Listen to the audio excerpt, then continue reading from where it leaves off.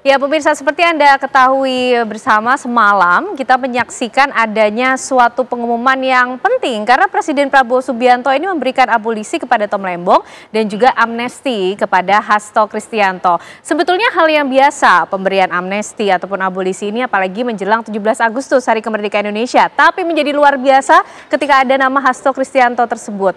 Kemudian banyak juga yang berpikir apakah ini kemudian mengandung sinyal tertentu bahwa PDIP akan merapat ke koalisi Presiden Prabowo Subianto. Malam hari ini kita akan membahasnya bersama dengan sejumlah narasumber yang sudah hadir di Apa Kabar Indonesia malam hari ini. Ada Ketua Komisi 3 DPR RI, Bang Habibur Rahman. Assalamualaikum, selamat malam Bang Habibur Rahman. Sehat ya Bang? Ya, terima kasih sudah hadir malam hari ini. Dan tentunya ada pengamat politik kita, Bang Henry Satrio. Bang Hensat, selamat malam kan, sehat ya? Sehat ya, dan juga bergabung melalui sambungan Zoom ada Bang Andreas Parera, Ketua DPP PDIP. Selamat malam Bang Andreas.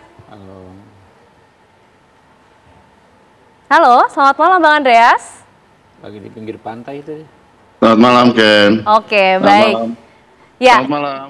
Kita coba ingin cari tahu jawabannya dulu kepada pihak yang semalam ikut hadir dalam pengumuman tersebut. Bang Habibur Rahman, ini menutup bulan Juli ada kejutan. Pak Presiden memberikan abolisi dan juga amnesti kepada Hasto Kristianto, abolisi kepada Tom Lembong. Alasan terbesar dan utamanya apa? Sebenarnya ini juga bukan sesuatu yang mendadak ya, apa mengejutkan, karena persoalan amnesti ini sudah dibahas sejak awal Pak Prabowo disumpah menjadi presiden ya. Waktu itu pengangkatan menteri juga disampaikan akan ada kebijakan amnesti. Dari mana datangnya amnesti ini?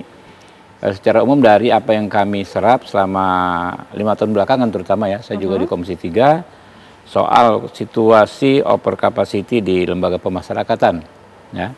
Dan banyak di antara penghuni lapas itu ya dihuni sampai 4 kali lipat daripada kapasitasnya, 400% over capacity-nya.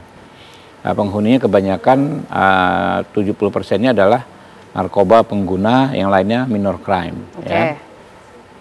Lalu dirancanglah kebijakan amnesti ini, yang tadi kan 40.000, sekitar 40.000 orang, baru dilaksanakan 1.116. Ya. Di antaranya memang bukan hanya soal pengguna narkoba juga, termasuk perkara-perkara yang disisir itu adalah perkara penghinaan kepada presiden, perkara ITE, ya, termasuk juga perkara yang menarik perhatian adalah Pak Hasto dan Pak Tom Lembong. Ya, Bang Habib, tapi kita tahan dulu karena kita juga harus mengikuti bagaimana konferensi pers dari kuasa hukum Tom Lembong ya mengenai abolisi yang diberikan Presiden Prabowo. Berikut pemirsa. Keganjilan dalam prosesnya ini, sehingga keresahan masyarakat yang begitu besarnya mendapat tanggapan yang positif dari pemerintah. Sehingga diambil sikap seperti itu. Saya melihatnya seperti itu, ya. Wah, udah banyak sekali. Dan kita udah capek nyebut keganjilan-keganjilannya. Udah banyak sekali. Jadi dari awal misalnya tentang kenapa prosesnya hanya Pak Tom yang diproses, menteri yang lain nggak diproses dari awal, tiba-tiba ditahan, nggak ada audit BPKP, nggak ada, sampai ke persidangan yang nggak ada niat jahat segala macam. Banyak sekali. Dan itulah kita selalu mendorong ke depannya. Walaupun kasusnya Pak Tom sudah selesai, ke depannya kita tetap mendorong supaya ada perbaikan dalam proses penegakan hukum ini. Supaya berkeadilan, jangan lagi ada ketidakadilan, jangan lagi ada kriminalisasi.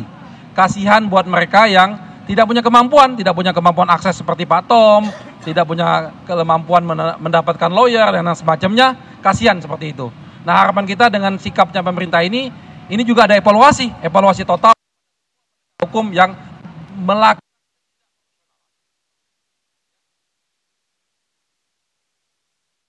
Baik, itulah pemirsa pernyataan dari kuasa hukum Tom Lembong. Bang Habib mungkin menyambung tadi yang disampaikan soal alasan Presiden Prabowo Subianto, tidak hanya juga soal amnesti Pak Hasto. Dua tokoh yang memang perkaranya menarik perhatian publik, ya, Pak Tom Lembong dan Pak Hasto Kristianto.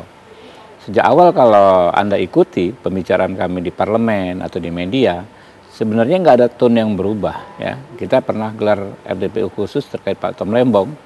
Anda lihat waktu itu malah jadi viral ya, pernyataan saya sebagai Ketua Komisi 3 yang mempertanyakan kasus tersebut, ya, mendorong agar penegakan hukum bisa profesional dan lain sebagainya, dan itu hampir semua fraksi menyampaikan. Ya. Kemudian Pak Hasto juga, kalau Anda ikuti, kita juga mengatakan bahwa Pak Hasto harus diberikan kesempatan yang sebesar-besarnya untuk melakukan pembelaan diri dan lain sebagainya. Nah, kalau kita lihat vonis tingkat pertama kemarin, ada kemiripan ya, kedua-duanya tidak terbukti memperkaya diri sendiri, ya, tidak terbukti mengambil uang negara, ya, bahkan mens rea-nya tipis sekali, ya.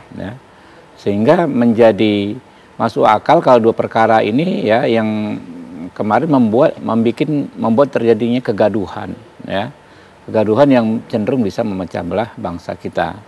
Karena itu Pak Prabowo pasti punya alasan-alasan yang lebih strategis lagi daripada yang saya sampaikan malam ini. Diambillah kebijakan tersebut dan sehingga DPR ya kami bisa menerimanya ya, dalam pertimbangan kami bisa menerima dan memahami dilaksanakannya hak prerogatif Pak Presiden Prabowo berdasarkan pasal 14 ayat 2 konstitusi itu. Oke, baik. Bang Andreas, ini sedang di Bali, BIMTEK yang dilangsungkan di Bali ini kok kemudian apakah ini kebetulan tanggalnya ini juga bersamaan hanya selang jam saja dengan pengumuman dari hak prerogatif Presiden untuk memberikan amnesti kepada Pak Hasto Kristianto, Sekjen PDIP, Bang Andreas? Kalau BIMTEK ini memang sudah direncanakan sudah jauh-jauh hari gitu.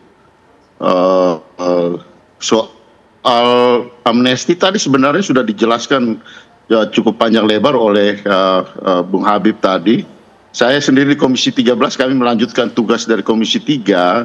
Setahu saya dan saya mengikuti sejak awal sebagai Wakil Ketua Komisi di Komisi 13. Bahwa rencana amnesti ini memang sejak Presiden dilantik, kemudian pengusulan itu dari lapas dari 40.000 kemudian menjadi verifikasi menjadi 18.000, kemudian yang sekarang 16.000 sekian ya 1.600 sekian yang sudah diputuskan untuk diberikan amnesti, termasuk Pak Hasto yang kebetulan kasusnya ya sedang menjadi perhatian publik pada hari ini, juga Pak Tom Lembong yang juga kasusnya sedang menjadi perhatian publik. Jadi saya nggak tahu apakah itu yang namanya kebetulan atau ada di dalam perencanaan, tapi ya saya kira interpretasi itu secara politis ya bisa aja dilakukan. Oke, tapi kemudian BIMTEK ini menjadi kongres, Bang Andreas. Ya, kenapa tidak? Oke. Apa kemudian perubahan yang membuat ini dari BIMTEK menjadi suatu kongres? Ini kan suatu agenda besar tentunya untuk sebuah partai, Bang Andreas. Memang sejak awal sudah direncanakan, memang hanya tidak diumumkan secara terbuka kepada publik, baru hari-hari menjelang kongres baru kemudian diumumkan. Oke, baik Bang Andreas. Nah, pemirsa, kita juga akan ajak Anda terlebih dahulu menuju ke Bali bersama dengan Nadila Saleh untuk melihat bagaimana jalannya Kongres ke-6 dari PDIP. Nadila. Oke, kan Anda dan juga pemirsa, sampai pada malam hari ini agenda yang tengah berlangsung adalah rapat komisi. Meskipun agenda ini berlangsung secara tertutup dan terbatas, hanya internal PDI Perjuangan saja mengikuti agendanya. Namun seperti biasa, jika kita sudah berulang kali mengikuti agenda dari PDI Perjuangan, baik agenda-agenda sebelum Kongres ini berlangsung, biasanya rapat komisi ini akan membahas tentang hal-hal strategis yang akan diaplikasikan kemudian pada periode selanjutnya ini. Di antaranya seperti masalah struktural partai, kemudian kaderisasi, dan juga tentu bagaimana arah kebijakan dari PDI Perjuangan dalam satu periode baru ke depan. Dan kan aneh, agenda Kongres PDI Perjuangan sudah berlangsung dari pukul 2 siang hari tadi, rencananya akan berlangsung sampai pukul 10 malam waktu Indonesia Tengah.